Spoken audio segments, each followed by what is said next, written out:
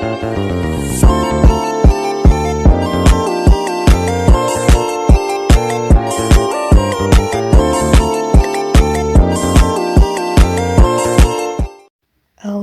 billahi minasyaitonir rajim.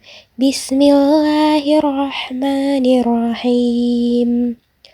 Wallahu akhrajakum min butuni ummatikum la ta'lamuna syai'a wa ja'ala lakumus sam'a wal absara wal af'idah la'allakum tashkurun, yang artinya, dan Allah mengeluarkan kamu dari perut ibu-ibu kamu dalam keadaan tidak mengetahui sesuatu pun, dan Dia memberi kamu pendengaran, penglihatan, dan hati agar kamu bersyukur.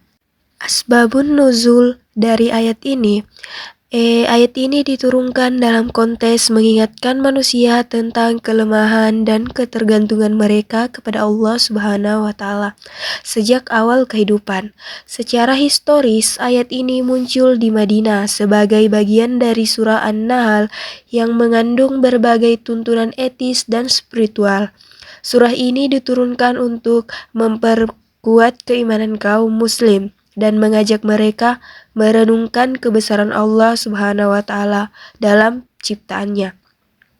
Tafsir Al-Quran dalam ayat ini, Allah Subhanahu wa Ta'ala menjelaskan kegaiban dan keajaiban yang sangat dekat dengan manusia. Mereka mengetahui fase-fase pertumbuhan janin, tetapi tidak mengetahui bagaimana proses perkembangan janin di dalam rahim sehingga mencapai kesempurnaan. Sejak bertemunya sel sperma dan sel telur sampai menjadi manusia, baru yang membawa sifat-sifat kedua orang tua dan leluhurnya. Dalam proses kejadian ini, terdapat rahasia hidup yang tersembunyi. Sesudah mencapai kesempurnaan, Allah mengeluarkan manusia dari rahim ibunya dalam keadaan tidak mengetahui apa-apa.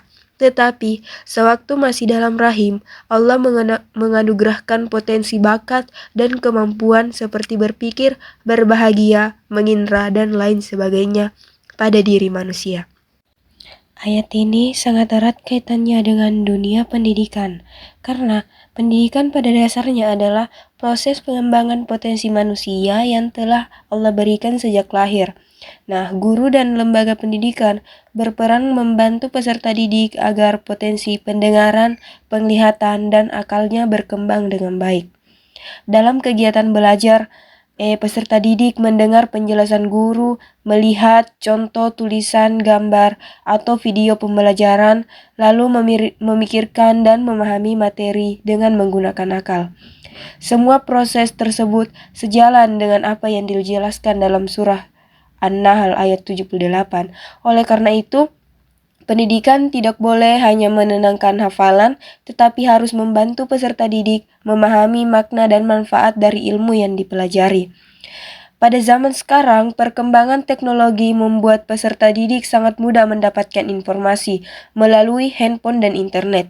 Mereka bisa mendengar dan melihat berbagai macam hal setiap hari. Namun, tidak semua informasi yang didengar dan dilihat itu benar dan baik. Nah, karena itulah pendidikan saat ini memiliki tugas penting untuk mengajarkan cara berpikir yang baik dan benar.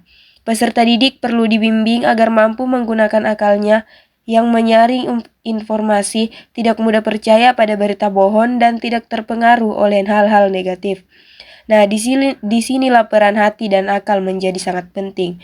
Pendidikan juga harus membantu peserta didik agar menggunakan pendengaran dan penglihatan untuk hal yang bermanfaat, seperti belajar, mencari ilmu, menambah wawasan, dan bukan untuk hal-hal yang melalaikan.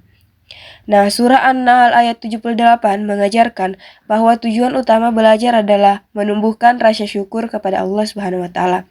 Pendidikan yang baik bukan hanya membuat seseorang menjadi lebih pintar, tapi juga membuatnya lebih sadar akan nikmat Allah, memiliki akhlak yang baik, dan menggunakan ilmunya untuk kebaikan.